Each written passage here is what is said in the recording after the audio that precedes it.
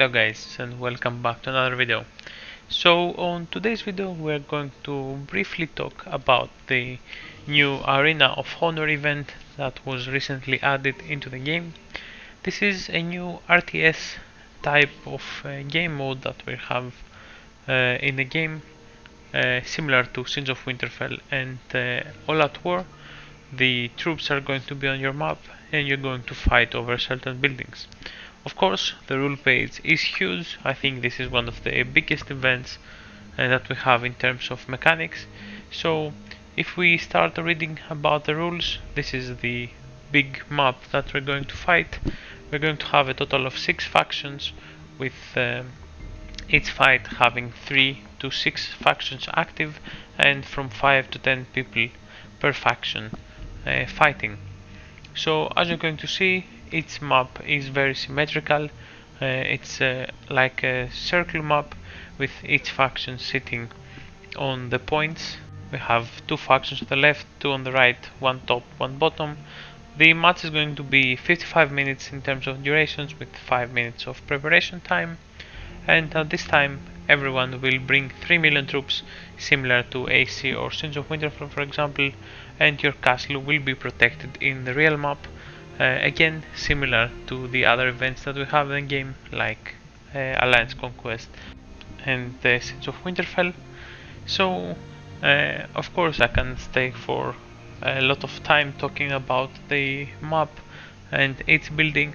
So right now we're going to go briefly over the buildings, talk really quickly about them, and we will talk about on how they're going to be used in each battle and their usefulness in the overall match. So first of all we have the City of Glory. This is the single city that is going to be in the map and seems going to be the city that everybody is going to want to capture, since it's going to give you the most amount of points and it's going to attack every other castle in the battle map.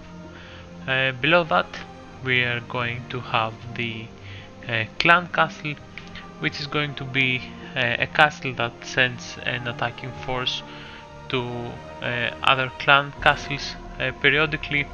This is a system similar to the strongholds that we see in Alliance Conquest. Of course, everything here that I'm talking is like pure based on the rules tab, and we're going to see even more after we play this event. But as we're going to see, we have other buildings. We have strongholds, which are going to be like building slots, in my opinion, that you can make into trading posts, offensive camps or defensive camps. Below that we're going to have the trading post, the offensive camp and the defensive camp. The trading post is going to be essentially a point production castle that is going to provide you with points per minute, and since you can upgrade it with your troops, it's going to provide even more points per minute. But of course I think that you will have to defend it. The offensive camps is going to be a building that adds an attacking troop to the clan castle, and the higher the camp's level, the higher the level of the troops. Similarly, the defensive camp is going to be the same, but it's going to provide with defensive troops for your castles. Of course, each team is going to have their own preference in terms of strategy to build offensive, defensive or trading posts, so this is really something that we will see in the future. We have the altar, which is going to give you a buff for your troop type, the dragon pit, which is going to provide you with a dragon with its allied attacking troops, making them effectively stronger. Then we have the mercenary camp, which is going to give you a marching animation, again essentially giving you another boost on the attacking troops. Then we have the mines, which is going to be similar to the Alliance Conquest mines. They're going to have a certain amount of points that you can capture and get those points, and after a while, once the inventory is depleted, no more points can be generated. And last but not least, we're going to have the Sept of the Seven, which is going to be essentially the Tower of Mother or the Hot Springs from the Since Winterfell event, which is going to give you a nice healing boost of 100% to your healing hospital, which is going to be of course important. As you're going to see, each building has its own little icon that corresponds to the main map. The trading post, for example, has the square, and the attack camps, for example, have the circle. These correspond exactly to the battle map as we're going to see above, and it's a bit easier for you to paint the picture in your head on how the battle map is going to look. Each faction is going to have its own altar and its own mine on the left and the right side of the base, as you're going to see. So I guess capturing yours is going to be really important at the start of the battle, and making sure they're safe is also really important. Of course, going over the whole map and talking about it will take a couple of minutes, but as I said, it's going to be even better to talk about it after we play the first match and we make a more in-depth video, since right now nobody really knows exactly how those buildings work, and we will find out on our first match that is going to be happening tomorrow, since I'm recording this video on the 9th of December.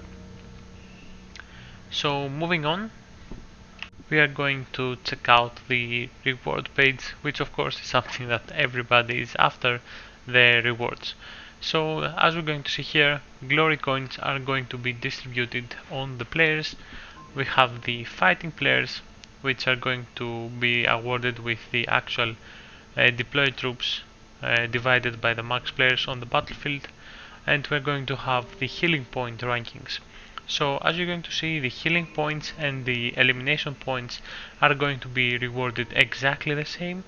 So as you're going to see, the healers are going to be compensated exactly as the fighters.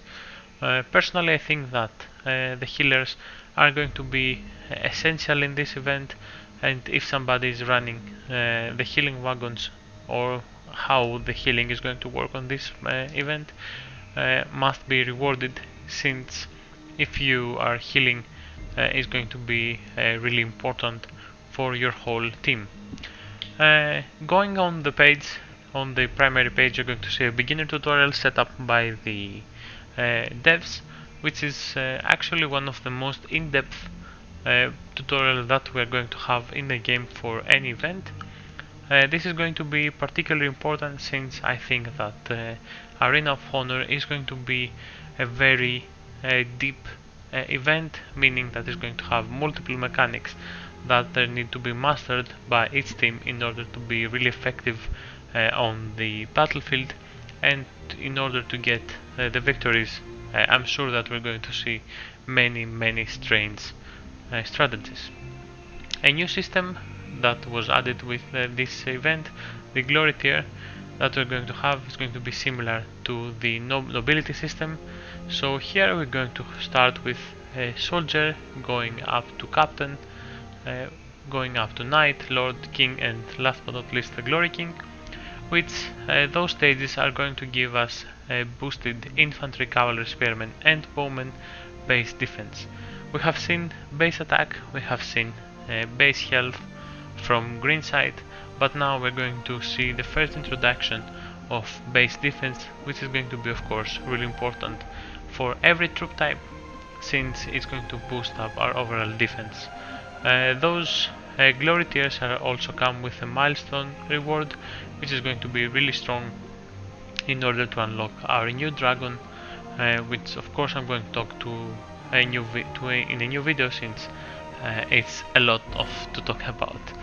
We're going to have of course a new cross server ranking for the glory tiers, since we're going to see that the top players are going to be rewarded handsomely for those events, and of course we have to spend our coins somewhere.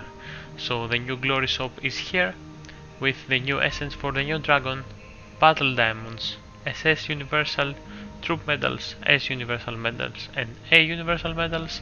Of course the S and A are not that useful for most of the players right now, but the SS is a great addition to the game.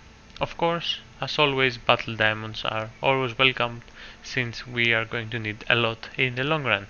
Epic General and Elite General tokens are there, and of course, something that really surprised me is the first time introduction of Elite Commander Selection and Outstanding Commander Selection packs. So essentially we're going to be able to get paid commanders for free. Obviously not very fast, but going forward getting 10 medals here and there is going to be great for the overall players that are free to play. And last but not least, you're going to have gold dragons and blue diamonds, which of course they're not that great compared to commander tokens or battle diamonds. Of course, the star of the show is the new essence for the new support dragon, which, as I said, we're going to talk about on another video. Next up on the reward page, I have to talk about the seasonal rewards that we're going to have. So first of all, we're going to have the top 300 players that are going to be rewarded handsomely. Of course, the first player of the whole ranking season is going to have the City of Glory new castle exterior, which adds a nice boost on the total attack reduction, total health reduction and total defense, plus an on bonus of total attack and total health. Of course, this also comes with a hefty bonus of day speed ups, blue diamonds, coins and the new essence for the support dragon. But let's not forget that not only the first 300 players are going to be rewarded, but you're going to get additional rewards depending your highest tier of the season for the new nobility system. So from soldier all the way to glory king, you're going to get some avatar decorations, some blue diamonds, some meat for your leveling for your dragon, and of course the essence for the new support dragon. So primarily this event is going to be focused around the rewards for your new support dragon, with the additional rewards of the castle exterior and the blue diamonds.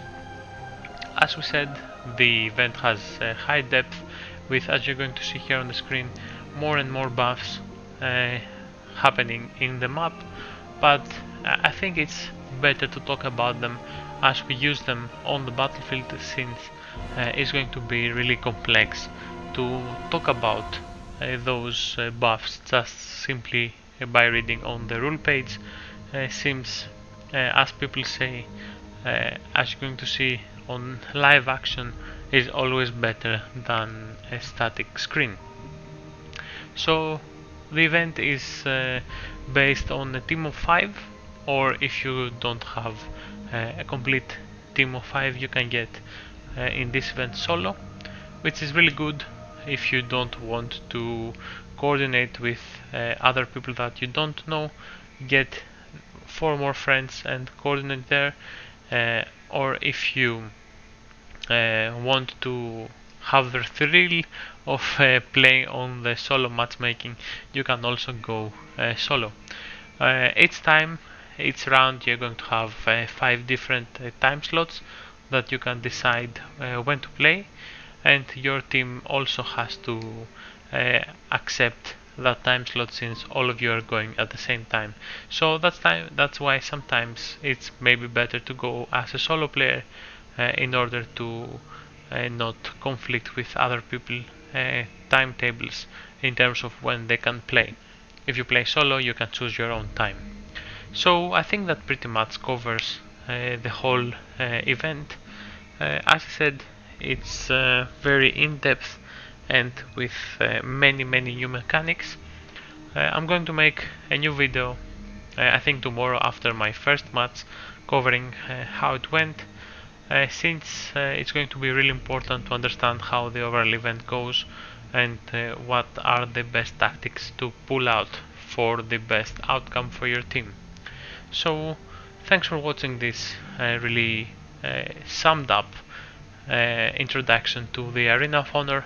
As I said, it needs a lot of talking and especially after the first few matches, that you're going to have a much clearer view of the whole event. We are going to see how it plays out on the overall meta of the game. So thanks for watching, guys, and I will see you on the next one.